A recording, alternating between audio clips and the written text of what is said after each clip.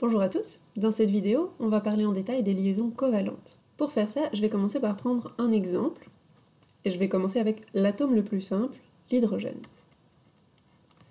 Si je veux dessiner le modèle de bord de l'hydrogène, il a une seule couche électronique qui contient un électron. Si je veux faire une molécule avec cet hydrogène, il va me falloir un autre atome. Je vais prendre un deuxième hydrogène pour faire tout aussi simple. Alors, pourquoi est-ce que des atomes forment des molécules? On se souvient qu'un atome cherche toujours à obtenir la configuration la plus stable, et pour avoir la configuration la plus stable, il doit avoir la configuration du gaz noble le plus proche, c'est-à-dire compléter sa dernière couche, ou vider complètement sa dernière couche s'il en a d'autres, s'il a des couches de cœur. Alors, l'hydrogène, pour compléter sa couche, la première couche, vous vous souvenez qu'elle ne peut contenir que 2 électrons. Donc il faudrait un seul électron en plus pour chacun de ces hydrogènes pour qu'il soit content.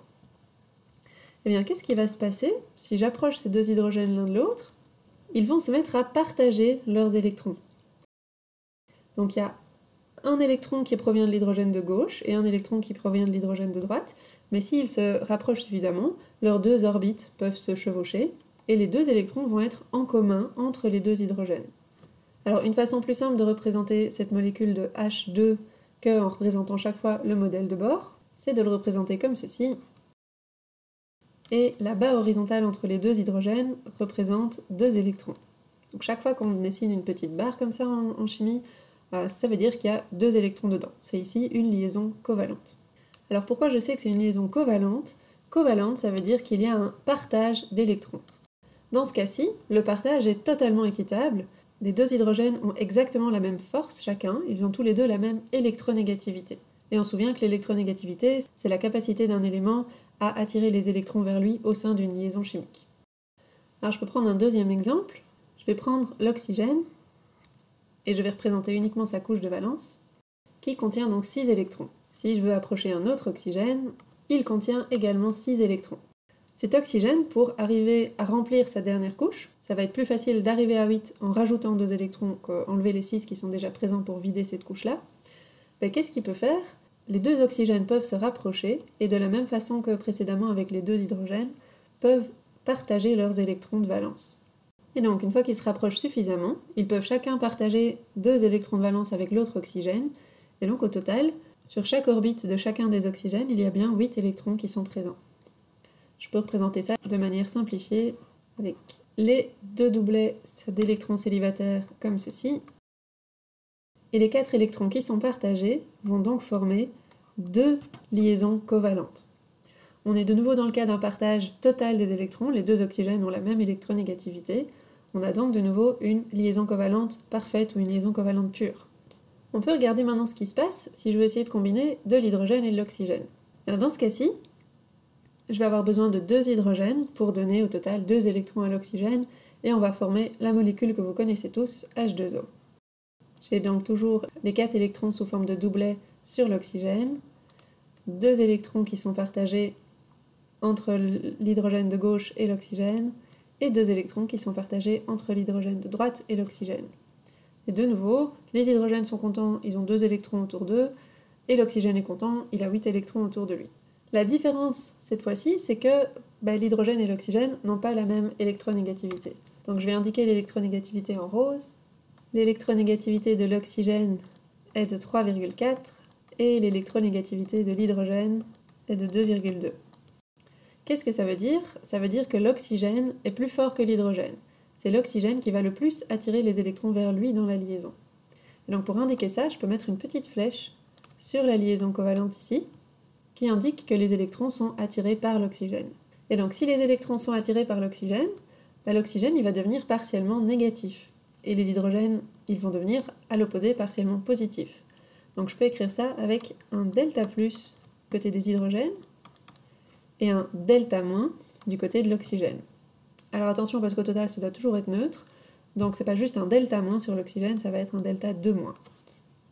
Ce petit delta veut dire que c'est une charge partielle, ce n'est pas une charge totale, comme lorsqu'on a un ion qui est formé et qu'on met H+, c'est pas la même chose, c'est une charge qui est plus petite qu'une charge totale. Et donc dans ce cas-ci, on a une liaison covalente mais qui va être polarisée.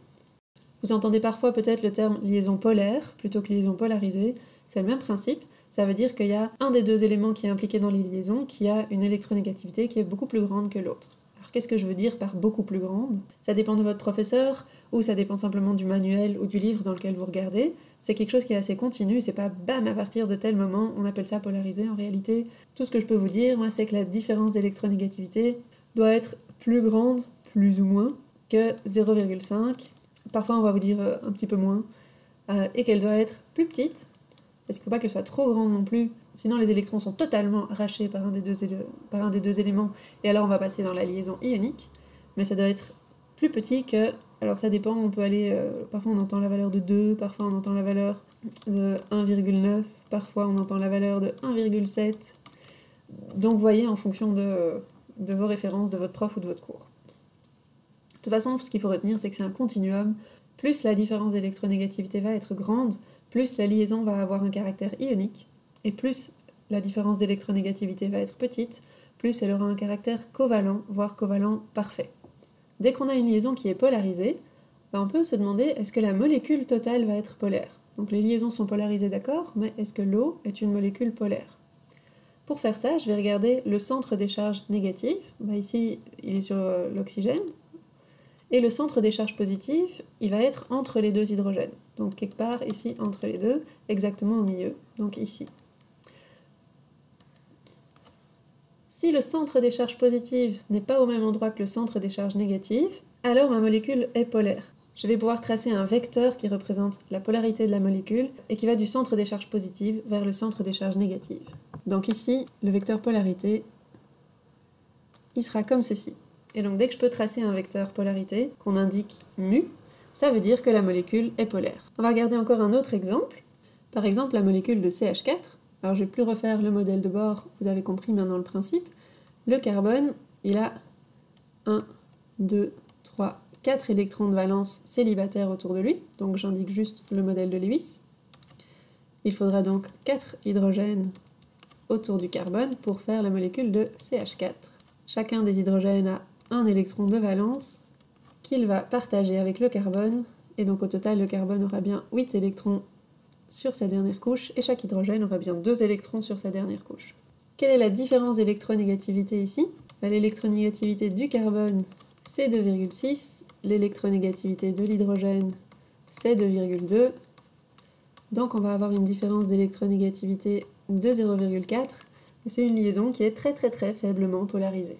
Et encore un dernier exemple avec la molécule de CO2. J'ai de nouveau un carbone qui a 4 électrons de valence autour de lui, et les oxygènes ont chacun 6 électrons de valence.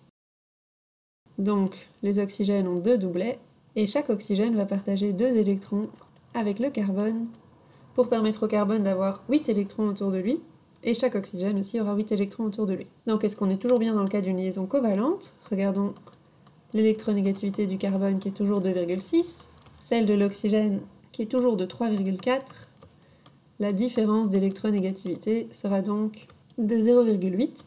On a donc une liaison toujours covalente qui est un peu plus polarisée que dans le CH4, mais qui est moins polarisée que dans H2O. Et donc elle est polarisée de quel côté ici? Le plus fort des deux, c'est l'oxygène, donc je peux mettre une petite flèche sur chacune des liaisons vers l'oxygène. Et on remarque ici, ce sont des doubles liaisons entre chaque carbone et l'oxygène. Donc une liaison covalente peut être une liaison simple, tout comme une liaison double, et ça peut même être une liaison triple. Si je prends la molécule de diazote, le N2, ça ressemble à ça. Parce que l'azote a 2 électrons sous forme de doublet et 3 électrons célibataires, et donc 2 azotes vont chacun mettre en commun 3 électrons avec l'autre azote pour former une triple liaison covalente pure, vu que la différence d'électronégativité entre les 2 azotes est nulle, pour former la molécule de N2. Donc les liaisons covalentes sont des liaisons fortes, et on se doute bien qu'une liaison triple covalente va être plus forte qu'une liaison double ou qu'une liaison simple. Donc cette molécule-ci, la molécule de N2, c'est une molécule qui est super stable. Donc ce qu'il faut retenir pour les liaisons covalentes, ce sont des liaisons fortes, où il y a toujours un partage des électrons de valence entre les différents éléments. Les liaisons covalentes sont pures ou parfaites si la différence d'électronégativité est très petite. Ce sont des liaisons polarisées si la différence d'électronégativité est moyenne, donc pas trop grande sinon on passe du côté des liaisons ioniques. Et on peut obtenir des molécules polaires si jamais la liaison covalente est polarisée et que le centre de charge négative et le centre de charge positive sont à des endroits différents de la molécule. Ce n'est pas d'office parce que la liaison est polarisée que la molécule sera polaire. Dans la molécule de CO2 qu'on avait dessinée juste avant, on n'a pas regardé si elle était polaire, mais si on fait ça rapidement, l'oxygène est plus électronégatif, donc c'est le centre des charges négatives. Le carbone est donc le centre des charges positives, mais comme c'est une molécule linéaire, le centre des charges négatives est en fait ici exactement au centre du carbone, et donc au même endroit qu'au centre des charges positives. Donc cette molécule sera non polaire, même si les liaisons sont covalentes polarisées. C'est aussi pour ça que je préfère dire liaison covalente polarisée que liaison covalente polaire, pour pas confondre une liaison polarisée ou polaire avec une molécule polaire. On se retrouve dans la prochaine vidéo pour parler d'un autre type de liaison.